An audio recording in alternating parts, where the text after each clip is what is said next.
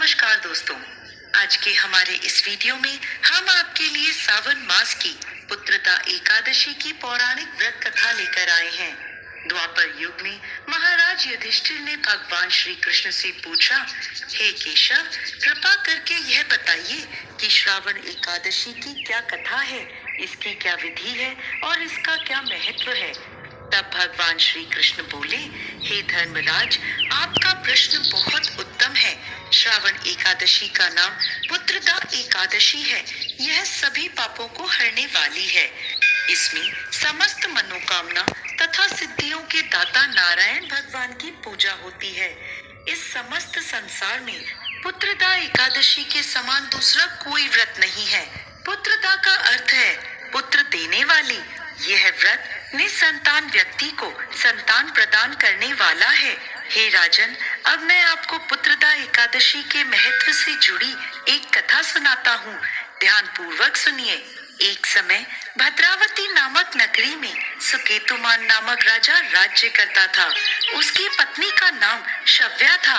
राजा के पास धन, वैभव, राज्य आदि किसी प्रकार की कोई कमी नहीं थी, परंतु उसके कोई संतान नहीं थी। इस बात का राजा और रानी को बहुत दुख था। राजा यह सोच सोच कर हर समय चिंता में रहता था कि उसका पिंडदान कौन करेगा। बिना पुत्र के पितरों और देवताओं का ऋण वो कैसे चुका पाएगा। अवश्य उन्होंने पिछले जन्म में कोई बुरे कर्म किए होंगे, इसलिए उनके पुत्र नहीं हैं। इस प्रकार राजा को चिंता में देख रानी शव्या भी चिंतित रहने लगी। एक दिन राजा चिंता में इतने ग्रस्त हो गए कि उन्होंने अपने प्राण त्यागने का निश्चय किया, परंतु आत्महत्या महापाप जानकर वो अपना अश्व लेकर सोच विचार में डूबे जंगल की ओर चले गए। वहाँ अनेक प्रकार के पक्षियों और पेड़ पौधों को देखते हुए राजा आगे चलते जा रहे थे। वन में राजा ने हाथी को अपनी मादा और बच्चों के साथ घूमते हुए देखा। हिरण को अपनी मादा और बच्चों के साथ देखा। यह देखकर राजा सोच में पड़ गए कि मैंने इतने यज्ञ किए, ब्राह्मणों को भोजन कराया, फिर भी मुझे निसंतान होने का दुख प्राप्त हुआ है। अब मुझे क्या करना चाहिए। ऐसा सोचते हुए राजा जंगल में चले गए। आधा दिन बीत गया। राजा भूख प्यास से व्याकुल थे। पानी की तलाश में वो भटकते हुए एक सरोवर के पास पहुँचे। उस सरोवर में कमल पुष्प खिल रहे थे तथा बतखें विहार कर रही थीं। राजा ने नजर घुमाकर देखा तो सरोवर के पास मुनियों का एक आश्रम था।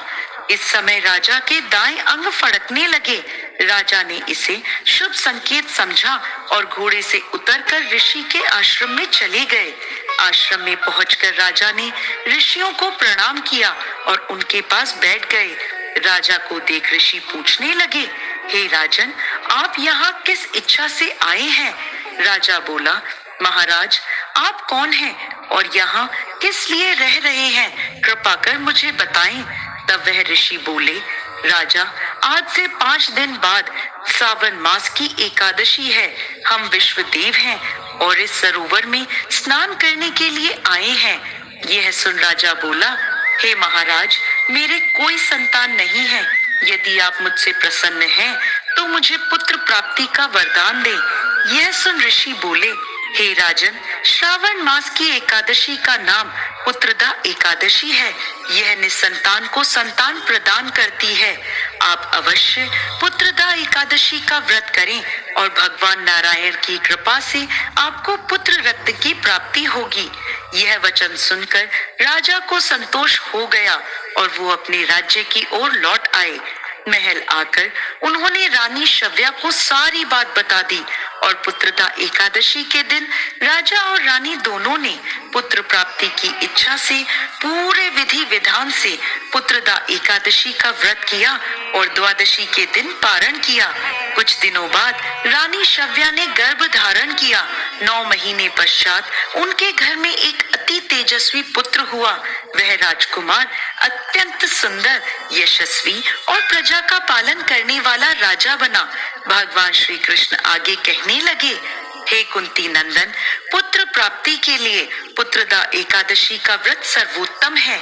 भविष्य पुराण में वर्णित है कि सावन माह के पुत्रदा एकादशी व्रत करने से निसंतान व्यक्ति को पुत्र की प्राप्ति होती है। वहीं सामान्य जन की भी सभी मनोकामनाएं यथाशीघ्र पूर्ण होती हैं। इस शुभ अवसर पर साधक को भक्ति भाव से जगत के पालनहार श्री हरि विष्णु की उपासना करनी चाहिए। इस दिन की गई भगवान विष्णु की पूजा और व्रत सभी प्रकार के पापों से व्यक्ति को मुक्ति दिलाने वाला होता है। हे कुंती नंदन, पुत्र प्राप्ति के लिए पुत्रदा एकादशी का व्रत सर्वोत्तम है। जो मनुष्य पुत्रदा एकादशी के महत्व को पढ़ते या सुनते हैं, वह सांसारिक सुखों को भोग कर अंत में स्वर्ग लोक को प्राप्त करते हैं। पुत्रदा एकादशी का व्रत करने वाले व्यक्ति को सुबह जल्दी उठकर स्नान आदि से निवृत्त होकर संतान प्राप्ति के लिए पति पत्नी दोनों को स्नान के पश्चात पूरे विधि विधान से संकल्प करके श्री हरि नारायण की पूजा करनी चाहिए। इसके साथ पुत्रदा एकादशी की कथा भी सुननी चाहिए और आरती करनी चाहिए। जय श्री हरि विष्णु।